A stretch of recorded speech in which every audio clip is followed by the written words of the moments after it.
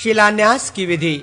भगवान शिव कहते हैं, स्कंद, ईशान आदि कोणों में वास्तुमंडल के बाहर पूर्ववत चर आदि का पूजन करें। प्रत्येक देवता के लिए क्रमशः 3-3 आहुतियां दें। भूत बलि देकर नियत लग्न में शिलान्यास का उपक्रम करें। खात के मध्य भाग में आधार शक्ति का न्यास करें।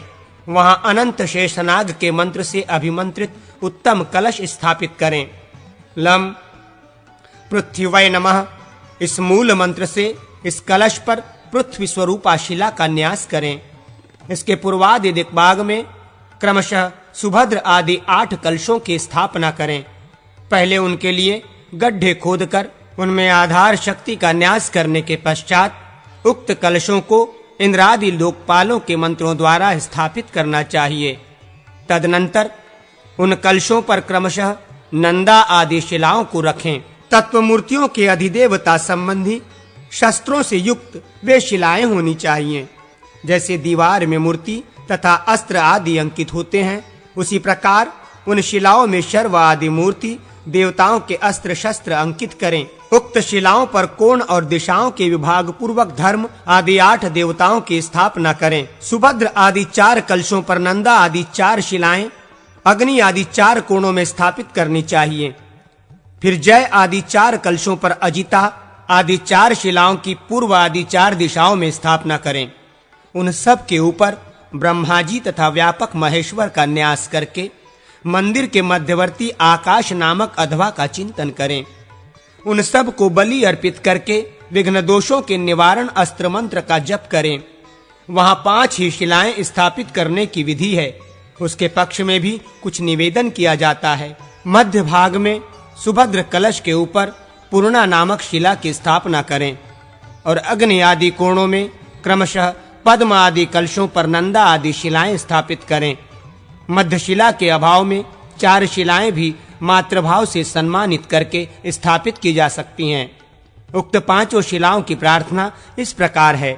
ओम सर्वसंदोह स्वरूपे महाविद्ये पुणे, तुम अंगिरा ऋषि की पुत्री हो। इस प्रतिष्ठा कर्म में सब प्रकार सम्यक रूप से ही पूर्ण करो। नंदे, तुम समस्त पुरुषों को आनंदित करने वाली हो। मैं यहाँ तुम्हारी स्थापना करता हूँ। तुम इस प्रासाद में संपूर्णतः तृप्त होकर जब तक सुस्थिर भाव से स्थित रहो, जब तक कि आकाश में चंद्रमा, सूर्य और तारे प्रकाशित होते रहें। वशिष्ठ नंदिने नंदे, तुम देहधारियों को आयु, संपूर्ण मनोरथ तथा लक्ष्मी प्रदान करो। तुम्हें प्रासाद में सदा स्थित रहकर यत्न पूर्वक इसकी रक्षा करनी चाहिए। ओम कश्यप नंदिने भद्रे, तुम सदा समस्त लोकों का कल्याण करो।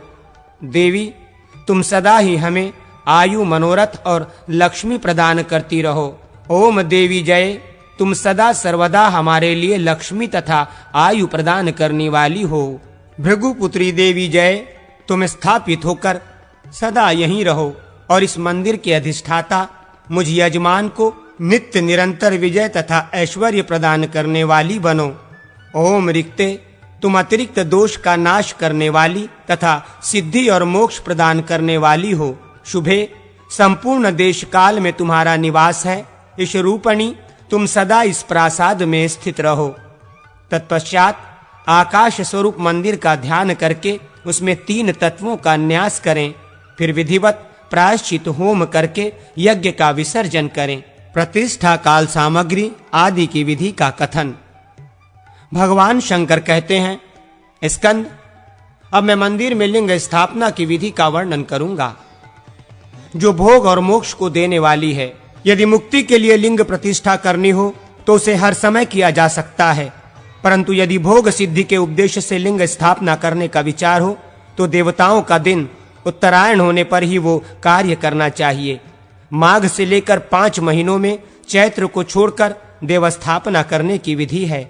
जब गुरु और शुक्र उदित हों तो प्रथम 3 कर्णों, वव, बालव और कालव में स्थापना करनी चाहिए।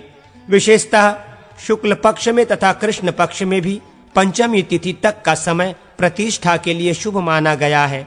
चतुर्थी, नवमी, षष्ठी और चतुर्दशी को छोड़कर शेष तिथियां क्रूर ग्रह के दिन से रहित होने पर उत्तम मानी गई है। शतभिषा, धनिष्ठा, आद्रा, अनुराधा, तीनों उत्तरा, रोहिणी और श्रवण ये नक्षत्र स्थिर प्रतिष्ठा आरंभ करने के लिए महान अभ्युदय कारक कहे गए हैं। कुंभ, सिंह, वृश्चिक, तुला, कन्या, वृष ये लग्न श्रेष्ठ बताए गए हैं। बृहस्पति तृतीय, अष्टम और द्वादश को छोड़कर शेष 9 स्थानों में शुभ माने गए हैं। 7 स्थानों में तो वे सर्वदा ही शुभ हैं। छठे, 8वें, 10वें, 7वें और चौथे भावों में बुध की स्थिति हो तो वे शुभ कारक होते हैं। इन्हीं स्थानों में छठे को छोड़कर यदि शुक्र हो तो उन्हें शुभ कहा गया है। प्रथम, तृतीय, सप्तम, षष्ठ, दशम, द्वितीय और नवम स्थानों में चंद्रमा सदैव बलदायक माने गए हैं। सूर्य 10वें, तीसरे और छठे भावों में स्थित हो तो वे शुभ फल देने वाले होते हैं। तीसरे, छठे और 10वें में राहु को भी शुभ कारक माना गया है। छठे और तीसरे स्थान में स्थित होने पर शनैश्वर, मंगल और केतु प्रशस्त कहे गए हैं। शुभ ग्रह, क्रूर ग्रह और पाप ग्रह सभी 11वें स्थान में स्थित होने पर श्रेष्ठ बताए गए हैं। अपनी जगह से सप्तम स्थान पर ही इन समस्त ग्रहों की दृष्टि पूर्ण चारों चरणों से युक्त होती है।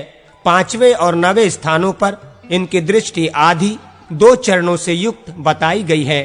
तृतीय और 10वें स्थानों को ये ग्रह एक पाद से देखते हैं तथा चौथे एवं 8वें स्थानों पर इनकी दृष्टि 3 चरणों से युक्त होती है। मीन और मेष राशि का भोग 4.25 नाड़ी तक, वृष और कुंभ 4.25 नाड़ी का ही उपभोग करते हैं। मकर और मिथुन 5 नाड़ी, धन, वृश्चिक, सिंह और कर्क 6.25 नाड़ी तथा तुला और कन्या राशि 5.5 नाड़ी का उपभोग करती हैं। सिंह, वृष और कुंभ ये स्थिर लग्न सिद्धिदायक होते हैं। तुला और मेष चर कहे गए हैं। तीसरी संख्या के लग्न मिथुन, कन्या आदि द्विस्वभाव कहे गए। कर्क, मकर और वृश्चिक ये प्रवज्या संन्यास कार्य के नाशक हैं। जो लग्न शुभ ग्रहों से देखा गया हो वो शुभ है तथा जिस लग्न में शुभ ग्रह स्थित हो वो श्रेष्ठ माना गया है। बृहस्पति, शुक्र और बुध से युक्त लग्न धन, आयु, राज्य, शौर्य अथवा सौख्य, बल, पुत्र, यश तथा धर्म आदि वस्तुओं को अधिक मात्रा में प्रदान करता है। कुंडली के 12 भावों में से प्रथम, चतुर्थ, सप्तमम और दशम को केंद्र कहते हैं। उन केंद्र स्थानों में यदि गुरु, शुक्र और बुध हो तो वे संपूर्ण सिद्धियों के दाता होते हैं। लग्न स्थान से तीसरे, 11वें और चौथे स्थानों में पाप ग्रह हो तो वे शुभ कारक होते हैं। अतः इनको तथा इनसे भिन्न शुभ ग्रहों तथा शुभ तिथियों को विद्वान पुरुष प्रतिष्ठा कर्म के लिए योजित करें। मंदिर के सामने उससे 5 गुनी अथवा मंदिर के बराबर ही या सीढ़ी से 10 हाथ आगे तक की भूमि छोड़कर मंडप का निर्माण करें। वो आगे चाकोर और 4 दरवाजों से युक्त हो। उसकी आधी भूमि लेकर स्नान के लिए मंडप बनवावें। उसमें भी 1 या 4 दरवाजे हों। यह स्नान मंडप ईशान, पूर्व अथवा उत्तर दिशा में होना चाहिए। प्रथम 3 लिंगों के लिए 3 मंडपों का निर्माण करें। पहले मंडप की हास्तिक संज्ञा है, वो 8 हाथों का होता है। शेष 2 मंडप 1-1 हाथ बड़े होंगे, अर्थात दूसरा मंडप 9 हाथ का, तीसरा 10 हाथ का होगा।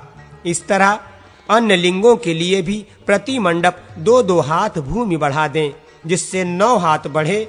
9वें लिंग के लिए 22 हाथ का मंडप संपन्न हो सके। प्रथम मंडप 8 हाथ का, 10 हाथ का अथवा 12 हाथ का होना चाहिए। शेष 8 मंडपों को 2-2 हाथ बढ़ाकर रखें। इस प्रकार कुल 9 मंडप होने चाहिए। पाद आदि से वृद्ध लिंगों की स्थापना में पायों के अनुसार मंडप बनवावें। माणलिंग, रत्नजंगली तथा लोहलिंग की स्थापना के अवसर पर हास्तिक 8 हाथ वाले मंडप के अनुसार सब कुछ बनावे अथवा जो देवी का प्रसाद हो उसके अनुसार मंडप बनावे। समस्त लिंगों के लिए प्रासाद निर्माण की विधि शैव शास्त्र के अनुसार जाननी चाहिए।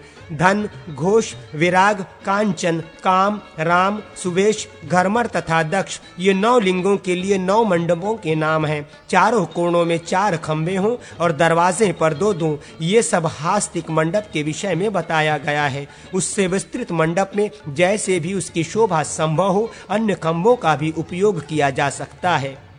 मध्य मंडप में 4 हाथ की वेदी बनावे, उसके चारों कोनों में 4 खंभे हों। वेदी और पायों के बीच का स्थान छोड़कर कुंडों का निर्माण करे। इसकी संख्या 9 अथवा 5 होनी चाहिए। ईशान या पूर्व दिशा में एक ही कुंड बनावें, वो गुरु का स्थान है। यदि 50 आहुति देनी हो तो मुट्ठी बंधे हाथ से 1 हाथ का कुंड होना चाहिए। 100 आहुतियां देनी हो तो कोहनी से लेकर कनिष्ठता तक के माप से 1 अरत्ती या 1 हाथ का कुंड बनावे। 1000 आहुतियों का होम करना हो तो 1 हाथ लंबा, चौड़ा और गहरा कुंड हो। 10,000 आहुतियों के लिए इससे दूने माप का कुंड होना चाहिए। 4 आहुतियों के लिए 4 हाथ के और 1 करोड़ आहुतियों के लिए 8 हाथ के कुंड का विधान है।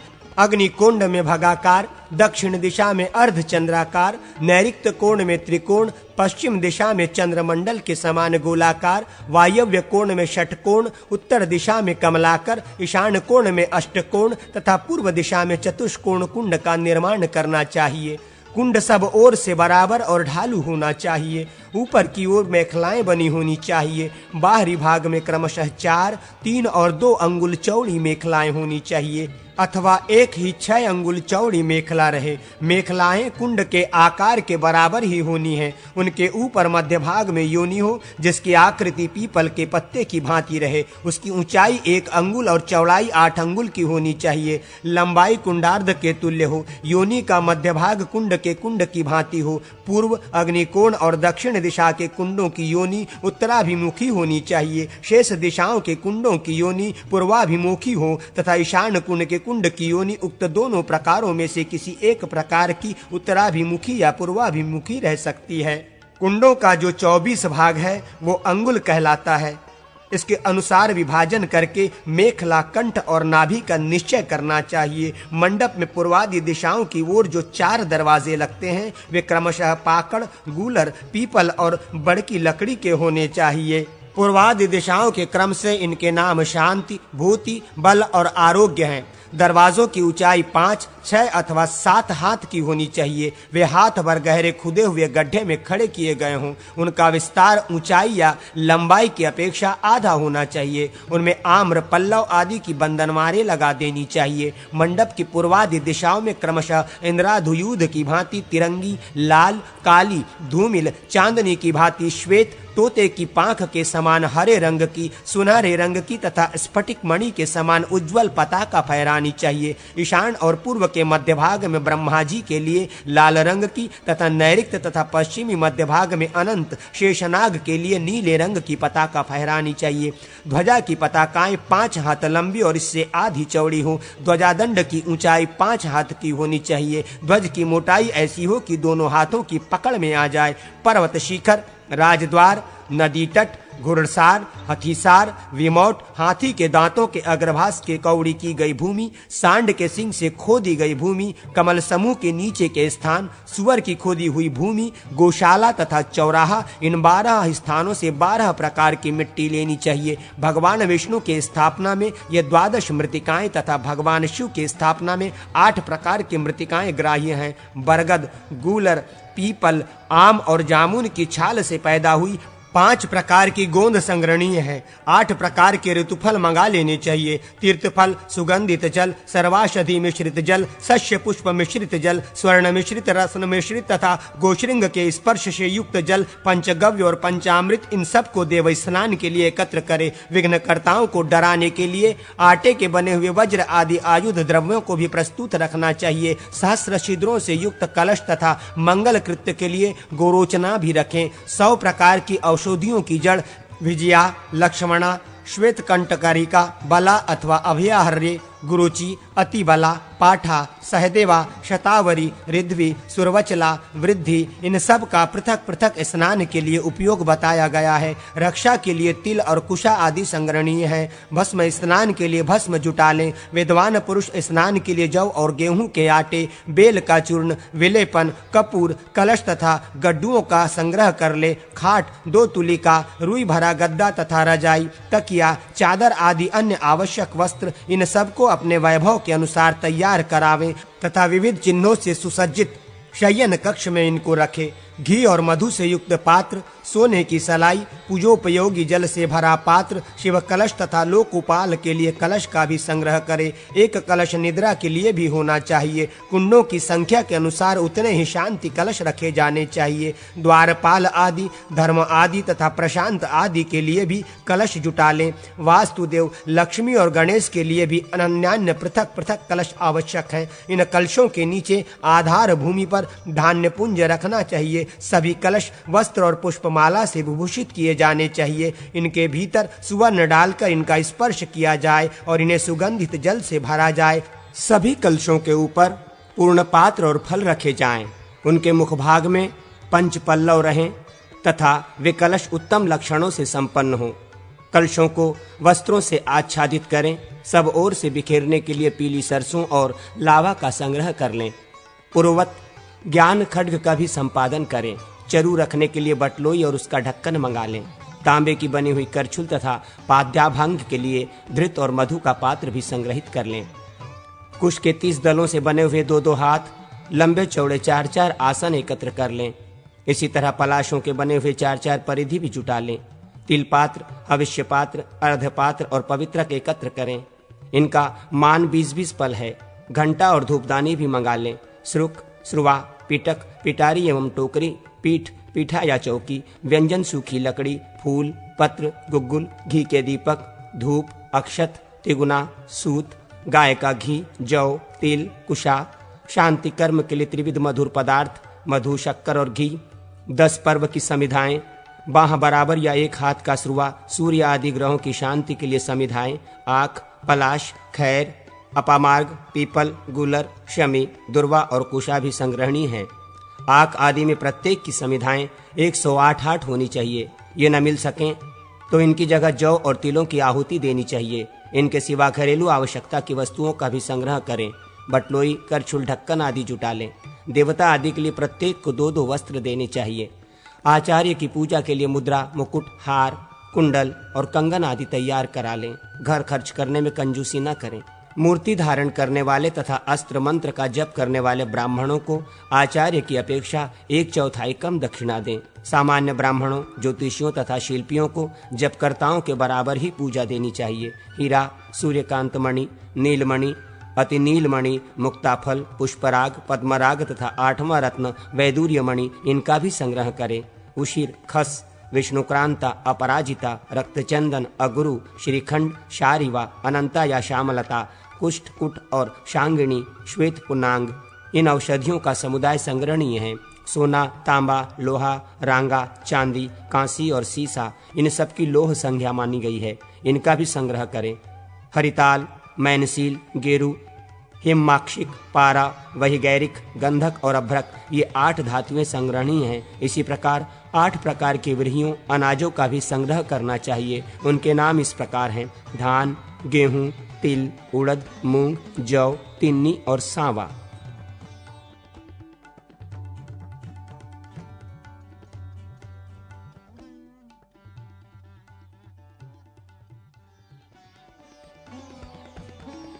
प्रतिष्ठा में अधिवास की विधि।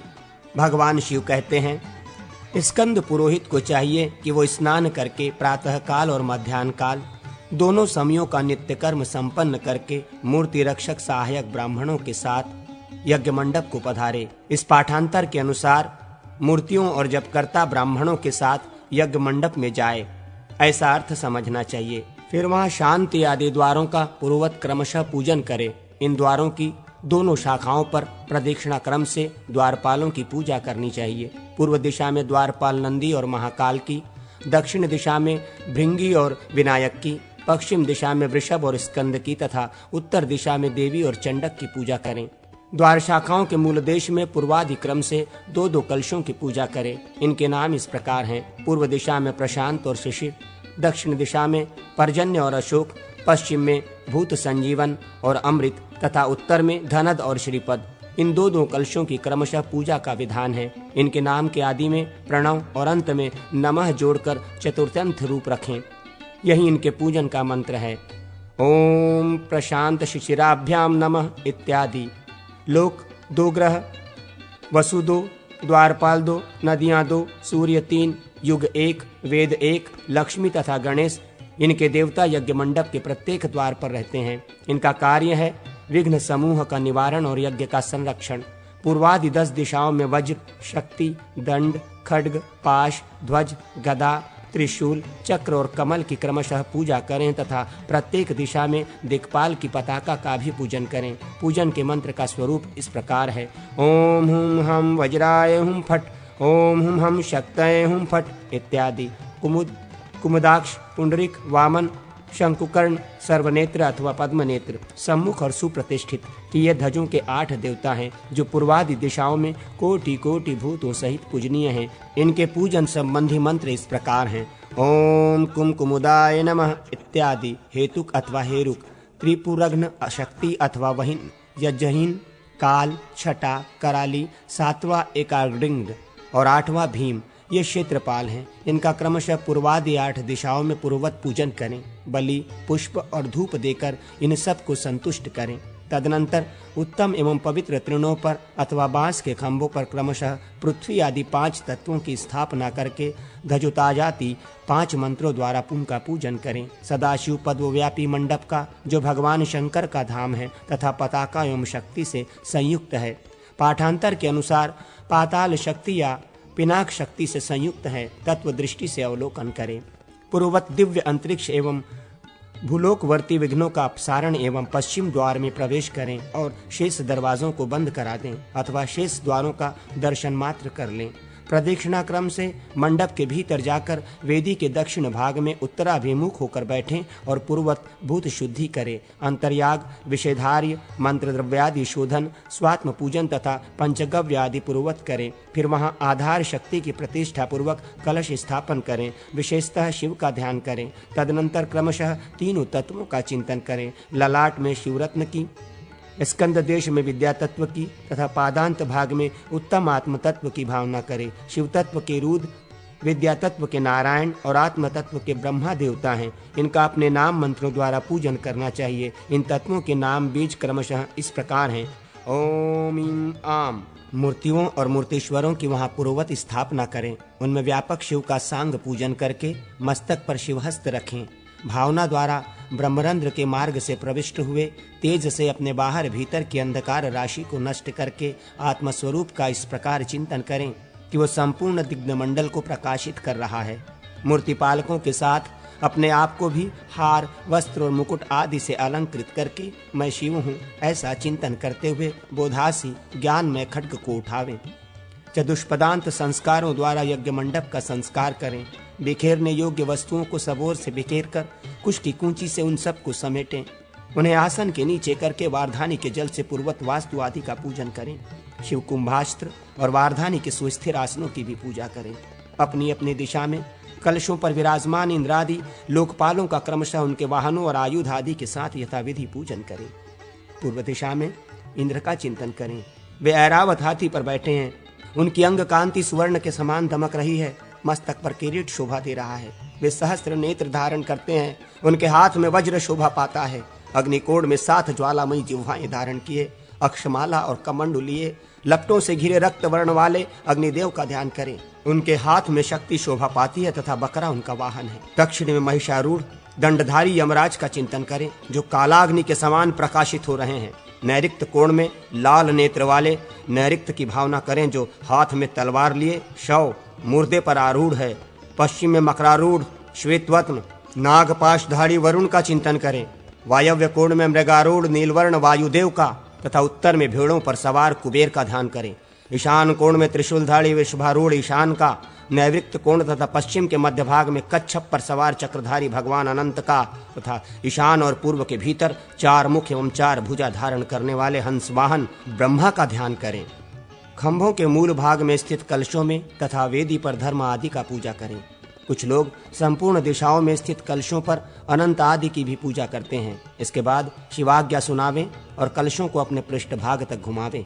तत्पश्चात पहले कलश को और फिर वारधानी को पूर्ववत अपने स्थान पर रख दें। स्थिर आसन वाले शिव का कलश में तथा शस्त्र के लिए धुर्वासन का पूर्ववत पूजन करके उद्धव मुद्रा द्वारा स्पर्श करें। उस समय भगवान से इस प्रकार प्रार्थना करें, हे जगन्नाथ, आप अपने भक्त जन पर कृपा करके इस अपने ही यज्ञ की रक्षा कीजिए। यूं रक्षा के लिए प्रार्थना सुनाकर कलश में खड्ग की स्थापना करें और दीक्षा और स्थापना के समय कलश में, वेदी पर अथवा मंडल में भगवान शिव का पूजन करें। मंडल में देवेश्वर शिव का पूजन करने के पश्चात कुंड के समीप जाएं। कुंड नाभि को आगे करके बैठे हुए मूर्तिधारी पुरुष गुरु की आज्ञा से अपने अपने कुंड का संस्कार करें। जप करने वाले ब्राह्मण संख्या रहित मंत्र का जप करें। दूसरे लोग संहिता पाठ का, अपनी शाखा के अनुसार वेदों में पारंगत विद्वान शांति पाठ में लगे रहें। ऋग्वेदी विद्वान एवं पूर्व दिशा में श्री सुत, पावमानी ऋचा, मैत्रेय ब्राह्मण तथा वृषकपि मंत्र इन सब का पाठ करें। सामवेदी विद्वान दक्षिण में देवव्रत, भारूढ़, ज्येष्ठ साम, ररंथर साम तथा पुरुष गीत इन सब का गान करें।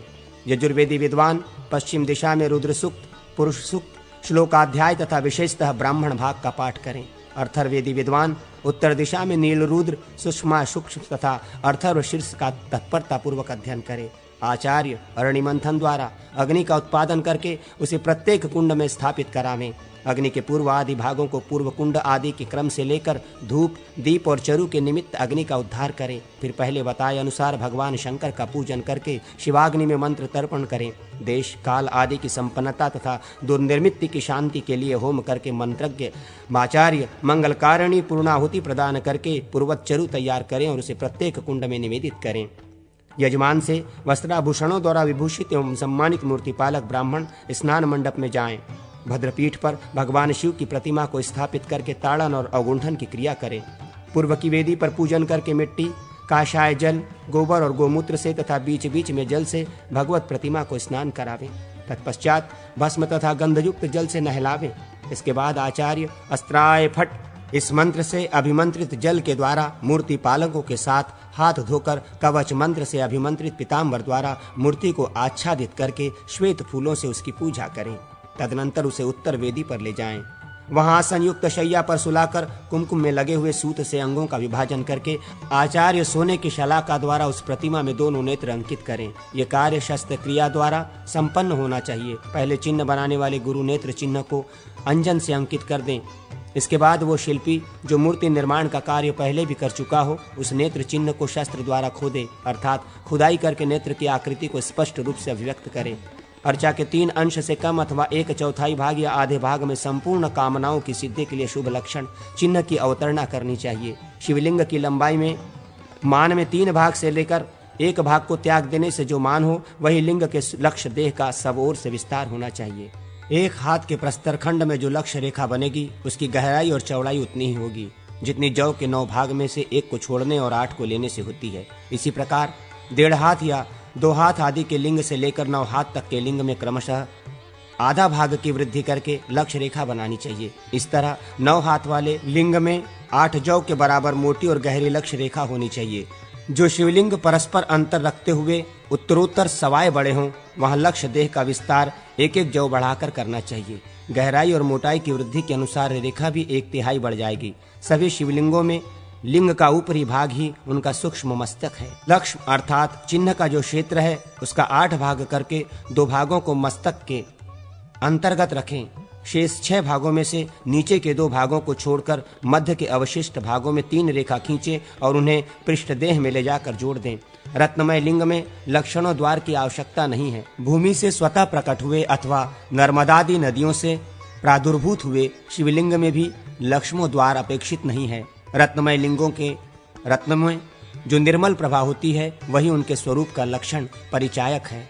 मुखभाग में जो नेत्रोन्मिलन किया जाता है वो आवश्यक है और उसी के सन्निधान के लिए वो लक्ष्म या चिन्ह बनाया जाता है।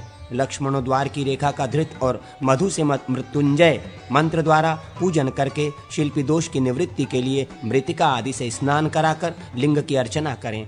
फिर दान, गान, मान आदि से शिल्पी को संतुष्ट करके आचार्य को गोदान दें। तदनंतर सौभाग्यवती स्त्रियां धूप, दीप आदि के द्वारा लिंग की विशेष पूजा करके मंगल गीत गाएं और सव्य या अपसव्य भाव से सूत्र अथवा कुश के द्वारा स्पर्श पूर्वक रोचना अर्पित करके न्यौछावर दें। इसके बाद यजमान गुड़, नमक और धनिया देकर उन स्त्रियों को विदा करें। तत्पश्चात मूर्ति रक्षक ब्राह्मणों के साथ नमः या प्रणव मंत्र के द्वारा मिट्टी, गोबर, गोमूत्र और भस्म से पृथक पृथक स्नान करावें।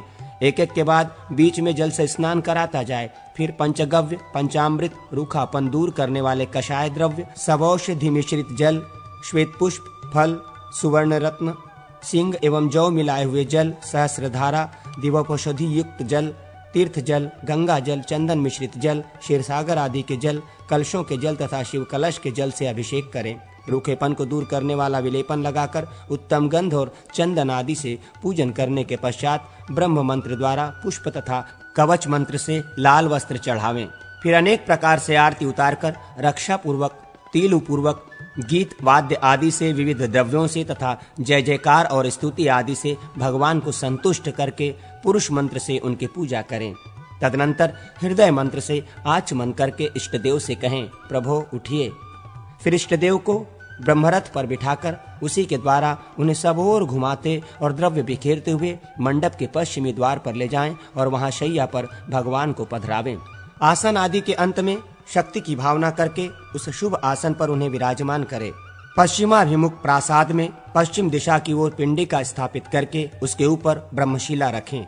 शिवकोण में 100 अस्त्रों मंत्रों से अभिमंत्रित निद्रा कलश और शिवासन की कल्पना करके हृदय मंत्र से अर्घ दें।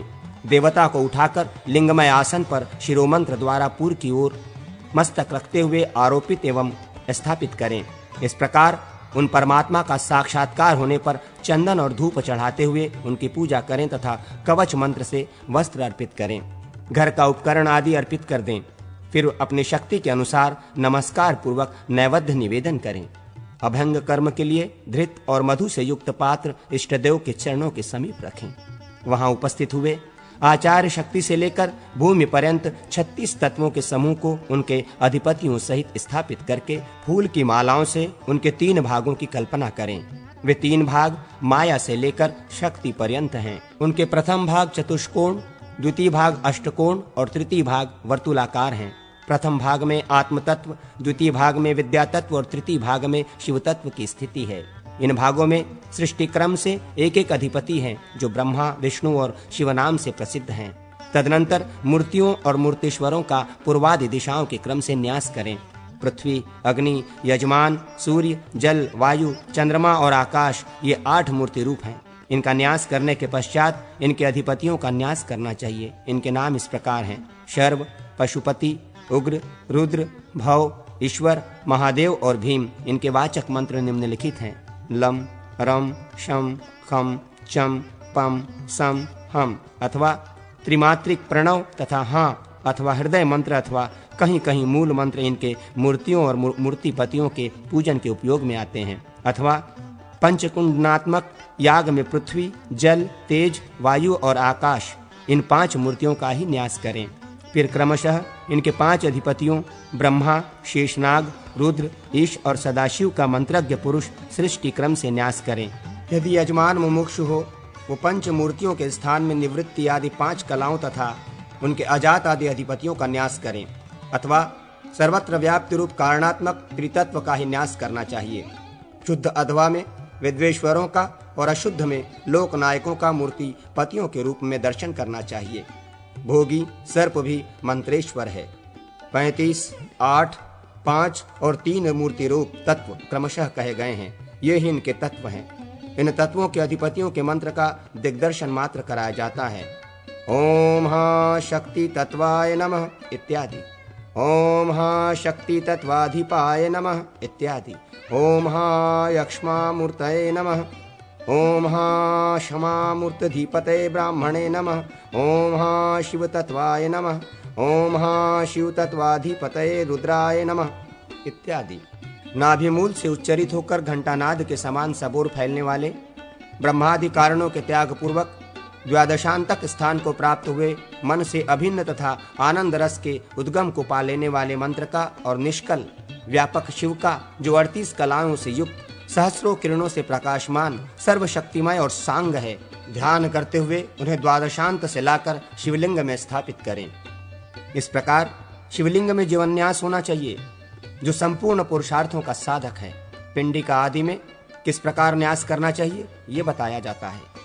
पिंडिका को स्नान कराकर उसमें चंदन आदि का लेप करें और उसे सुंदर वस्त्रों से आच्छादित करके उसके भगस्वरूप छिद्र में पंचरत्न आदि डालकर उस पिंडिका को लिंग से उत्तर दिशा में स्थापित करें। उसमें भी लिंग की ही भांति न्यास करके विधि पूर्वक उसकी पूजा करें। उसका स्नान आदि पूजन कार्य संपन्न करके लिंग के मूल भाग में शिव का न्यास करें।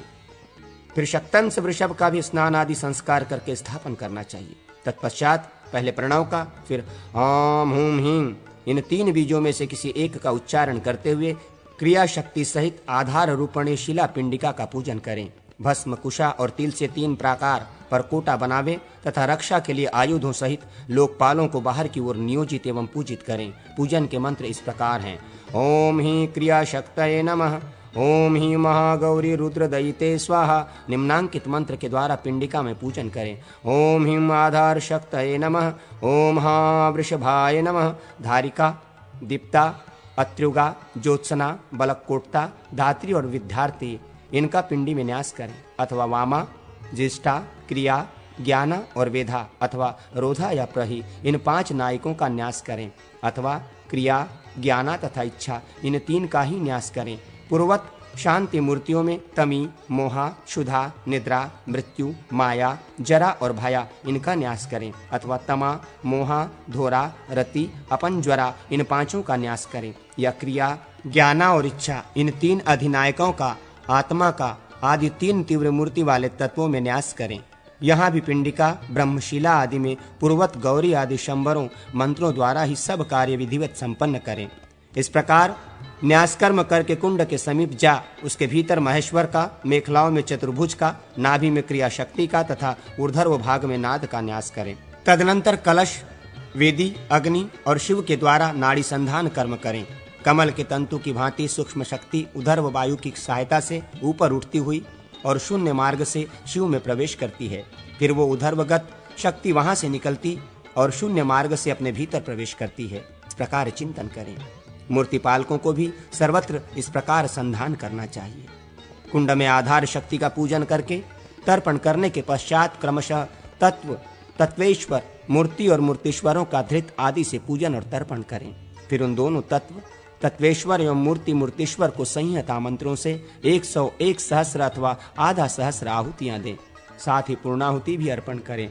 तत्व और तत्वेश्वरों तथा मूर्ति और मूर्तीश्वरों का पूर्वोक्त रीति से एक दूसरे के सन्निधान में तर्पण करके मूर्ति पालक भी उनके लिए आहुतियां दें। इसके बाद द्रव्य और काल के अनुसार वेदों और अंगों द्वारा तर्पण करके शांति कलश के जल से प्रोक्षित कुश मूल द्वारा लिंग के मूल भाग का स्पर्श करके होम संख्या के बराबर जप करें।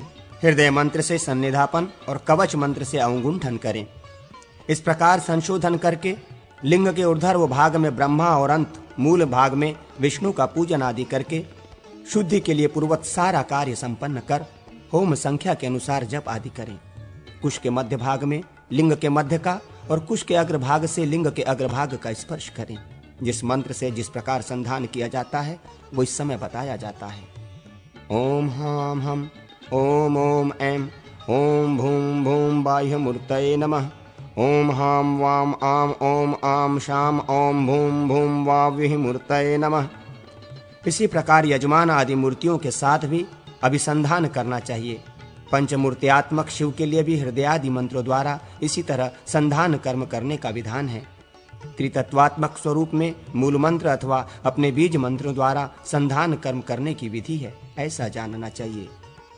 शिला, पिंडिका एवं वृषभ के लिए भी इसी तरह संधान आवश्यक है। प्रत्येक भाग की शुद्धि के लिए अपने मंत्रों द्वारा शतादि होम करें और उन्हें पूर्णाहुति द्वारा पृथक कर दें।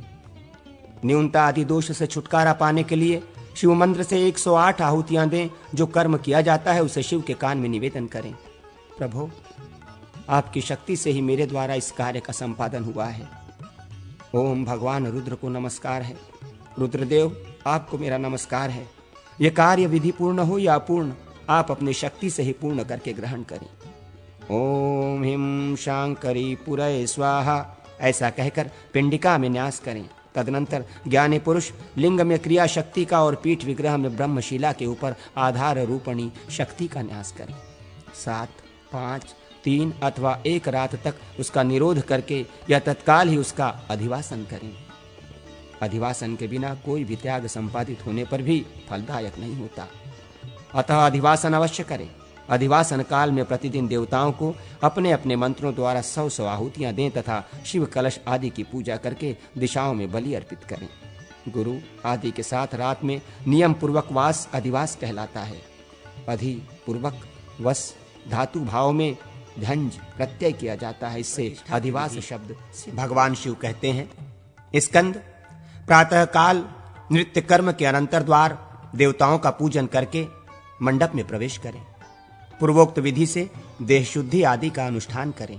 दिक्पालों का, शिव कलश का तथा वारधानी जलपात्र का पूजन करके अष्टपुष्पिका द्वारा शिवलिंग की अर्चना करें और क्रमशः आहुति दें। अग्निदेव को तृप्त करें।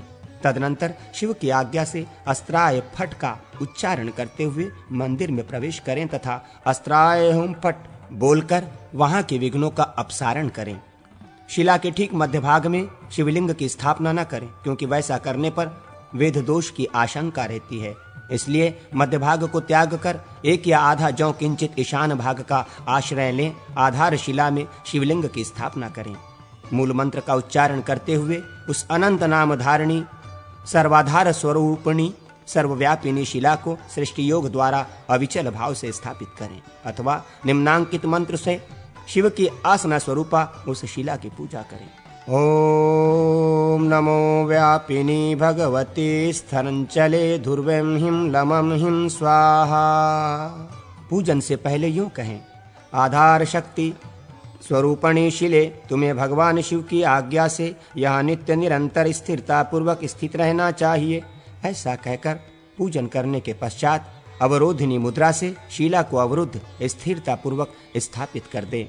हीरे आदि रत्न, उशिर, खस आदि औषधियां, लोह और सुवर्ण, कांस्य आदि धातु, हरिताल आदि, धान आदि के पौधे तथा पूर्व कथित अन्य वस्तुएं क्रमशः एकत्र करें और मन ही मन भावना करें कि ये सब वस्तुएं कांति, आरोग्य, देह, वीर्य और शक्ति स्वरूप हैं। इस प्रकार एकाग्रचित्त भावना करके लोकपाल और शिव संबंधी मंत्रों द्वारा पूर्वादि कुंडों में इन वस्तुओं में से एक एक को क्रमशः डालें।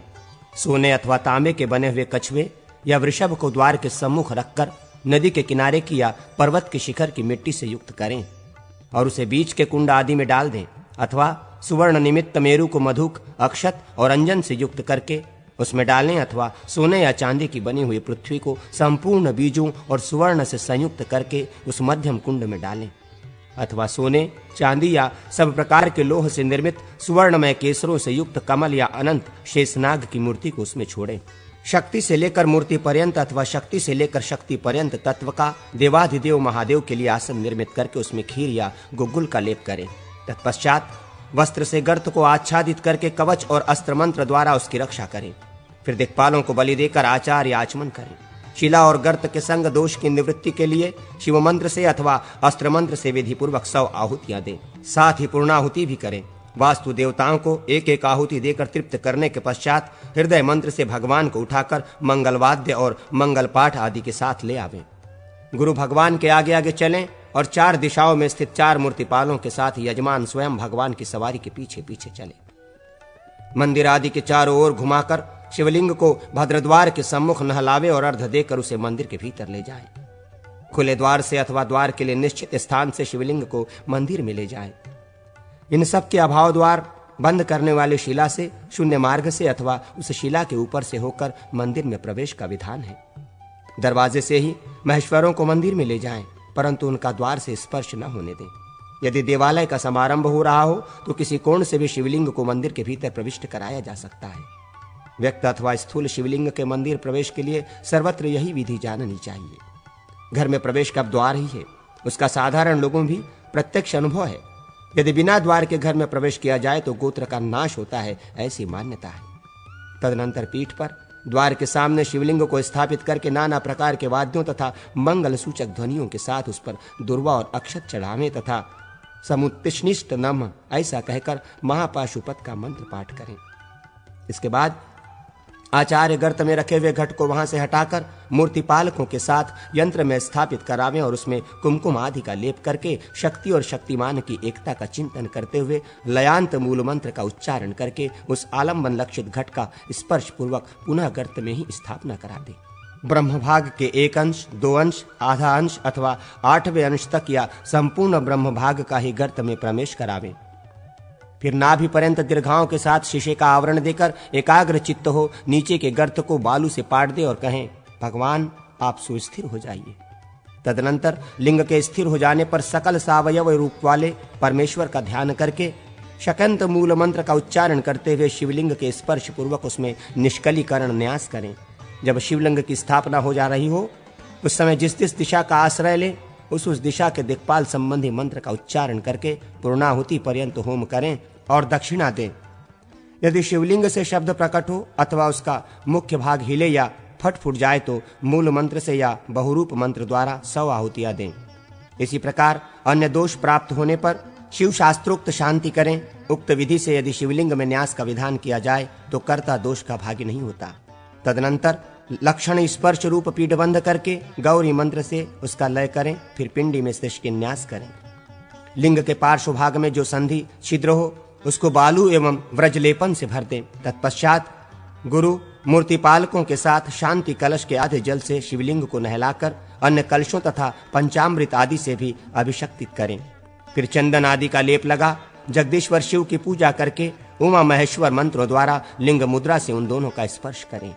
इसके बाद 6 अध्यायों के न्यास पूर्वक त्रितत्व न्यास करके मूर्ति न्यास, दिक्पाल न्यास, अंग न्यास एवं ब्रह्म न्यास पूर्वक ज्ञान शक्ति का लिंग में तथा क्रिया शक्ति का पीठ में न्यास करने के पश्चात स्नान कराएं। गंध का लेपन करके धूप दें और व्यापक रूप से शिव का न्यास करें। हृदय मंत्र द्वारा पुष्पमाला, धूप, दीप, नैवेद्य और फल निवेदन करें। यथाशक्ति इन वस्तुओं को निवेदित करने के पश्चात महादेव जी को आचमन करावें। फिर विशेषाधार्य देकर मंत्र जपें और भगवान के वरदायक हाथ में उस जप को अर्पित करने के पश्चात इस प्रकार कहें, हे नाथ, जब तक चंद्रमा, सूर्य और तारों की स्थिति रहे तब तक मूर्तिशों तथा मूर्तिपालकों के साथ आप स्वेच्छा पूर्वक इस मंदिर में सदा स्थित रहें। ऐसा कहकर प्रणाम करने के पश्चात बाहर जाएं और हृदय या प्रणव मंत्र से वृषभ नंदिकेश्वर की स्थापना करके फिर पूर्वत बलि निवेदन करें। तत्पश्चात न्यूनता आदि दोष के निवारण के लिए मृत्युंजय मंत्र से 100 बार समिधाओं की आहुति दें एवं शांति के लिए खीर से होम करें। इसके बाद यूं प्रार्थना करें, महाविभो, ज्ञान अथवा अज्ञान पूर्वक कर्म में जो त्रुटि रह गई है उसे आप पूर्ण करें। यूं कहकर यथाशक्ति सुवर्ण, पशु एवं भूमि आदि संपत्ति तथा गीत वाद्य आदि उत्सव सर्व कारणाभूत अंबिकानाथ शिव को भक्ति पूर्वक समर्पित करें। तदनंतर 4 दिनों तक लगातार दान एवं महान उत्सव करें। मंत्रज्ञ आचार्य को चाहिए कि वो उत्सव के इन 4 दिनों में 3 दिनों तक तीनों समय मूर्ति पालकों के साथ होम करें और चौथे दिन पूर्णाहुति देकर बहुरूपी संबंधी मंत्र से चरु निवेदित करें। सभी कुंडों में संपताहुति से शोधित चरु अर्पित करना चाहिए। उक्त 4 दिनों तक निर्माल्य न हटावे। चौथे दिन के बाद निर्माल्य हटाकर स्नान कराने के पश्चात पूजन करें। सामान्य लिंगों में साधारण मंत्रों द्वारा पूजा करनी चाहिए। लिंग चैतन्य को छोड़कर स्थाणु विसर्जन करें। असाधारण लिंगों में क्षमस्व इत्यादि कहकर विसर्जन करें। आवाहन, अभिव्यक्ति, विसर्ग, शक्ति रूपता और प्रतिष्ठा, ये 5 बातें मुख्य हैं। कहीं कहीं प्रतिष्ठा के अंत में स्थिरता आदि गुणों की सिद्धि के लिए 7 आहुतियां देने का विधान है। भगवान शिव स्थिर, अप्रमेय, अनादि, बोध स्वरूप, नित्य सर्वव्यापी, अविनाशी तथा आत्मतृप्त हैं। महेश्वर की सन्निधि या उपस्थिति के लिए ये गुण कहे गए हैं। आहुतियों का क्रम इस प्रकार है, ओम नमः शिवाय स्थिरो भव नमः स्वाहा इत्यादि। इस प्रकार इस कार्य का संपादन करके शिव कलश की भांति 2 कलश और तैयार करें। उनमें से एक कलश के जल से भगवान शिव को स्नान कराकर दूसरा यजमान के स्नान के लिए रखें। कहीं कहीं कर्म स्थानाय धारयेत ऐसा पाठ है। इसके अनुसार दूसरे कलश का जल कर्मानुष्ठान के लिए स्थापित करें। यह अर्थ समझना चाहिए। इसके बाद बलि देकर आचमन करने के पश्चात शिव की आज्ञा से बाहर जाएं। याज्ञ मंडप के बाहर मंदिर के ईशान कोण में चंड का स्थापन पूजन करें। फिर मंडप में धाम के गर्भ के बराबर उत्तम पीठ पर आसन की कल्पना करके पूर्वत न्यास, होम आदि का अनुष्ठान करें। फिर ध्यान पूर्वक सदोज्जात आदि की स्थापना करके वहां ब्रह्मांगों द्वारा विधिवत पूजन करें। ब्रह्मांगों का वर्णन पहले किया जा चुका है। अब जिस प्रकार मंत्रों द्वारा पूजन किया जाता है उसे सुनो। ओम सद्योजाताय फट नमः, ओम विं वाम देवाय फट नमः, ओम मघोराय फट नमः। इसी प्रकार ओम ॐ तत्वपुरुषाय हुं फट् नमः। ओम हुं ईशानाय हुं फट् नमः। ये मंत्र है। इस प्रकार जप निवेदन करके तर्पण करने के पश्चात स्तुति विज्ञापना देकर चंडेश से प्रार्थना करें। हे चंडेश, जब तक श्री महादेव जी यहाँ विराजमान हैं तब तक तुम भी इनके समीप विद्यमान रहो। मैंने अज्ञानवश जो कुछ भी न्यायाधिक कर्म किया है वो सब तुम्हारी कृपा प्रसाद से पूर्ण हो जाए। तुम स्वयं उसे पूर्ण करो। जहां बाणलिंग नर्मदेश्वर हो वहां चल लोहमय सुवर्णमय लिंग हो। जहां चल लोहमय सुवर्णमय लिंग हो, जहां सिद्धलिंग ज्योतिर्लिंगादि तथा स्वयंभू लिंग हो, वहां और सब प्रकार की प्रतिमाओं पर चढ़े हुए निर्माल्य में चंडेश का अधिकार नहीं होता है। अद्वैत भावना युक्त यजमान तथा स्थंडलेश विधि में भी चंडेश का अधिकार नहीं होता है।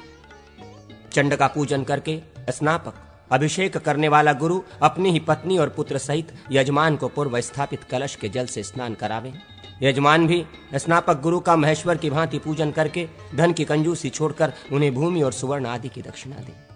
तत्पश्चात मूर्तिपालकों तथा जपकर्ता ब्राह्मणों का, ज्योतिषी का और शिल्पी का भी भली भांति विधिवत पूजन करके दीनों और अनाथों आदि को भोजन करावे। इसके बाद यजमान गुरु से इस प्रकार प्रार्थना करें, हे भगवान, यहाँ सम्मुख करने के लिए मैंने आपको जो कष्ट दिया है वो सब आप क्षमा करें, क्योंकि नाथ आप करुणा के सागर हैं, अतः मेरा सारा अपराध भूल जाए।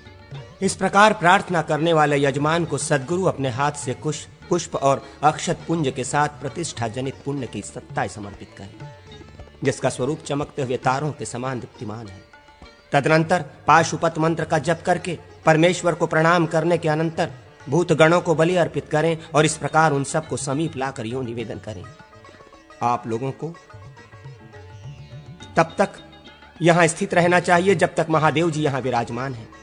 वस्त्र आदि से युक्त याग मंडप को गुरु अपने अधिकार में ले लें तथा समस्त उपकरणों से युक्त स्थापन मंडप को शिल्पी ग्रहण करें। अन्य देवता आदि की आगभोक्त मंत्र द्वारा स्थापना करनी चाहिए। सूर्य के वर्ण भेद के अनुसार उन देवता आदि के वर्ण भेद समझने चाहिए।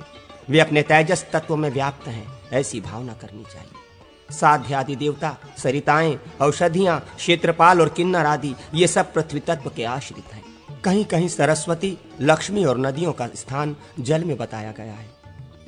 भुवनाधिपतियों का स्थान वही है जहां उनकी स्थिति है। अहंकार, बुद्धि और प्रकृति ये तीन तत्व ब्रह्मा के स्थान हैं। तन्मात्रा से लेकर प्रधान पर्यंत तीन तत्व श्रीहरि के स्थान है।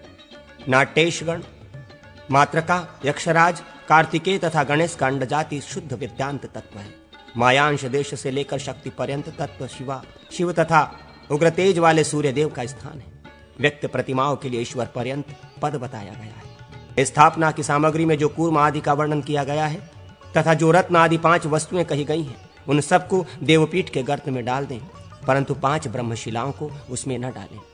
मंदिर के गर्भ का 6 भागों में विभाजन करके छठे भाग को त्याग दें और 5वें भाग में देवता की स्थापना करें। अथवा मंदिर के गर्भ का 8 भाग करके 7वें भाग में प्रतिमाओं की स्थापना करें तो वो सुखावह होता है। लेप अथवा चित्रमय विग्रह की स्थापना में पंचभूतों की धारणाओं द्वारा विशुद्धि होती है।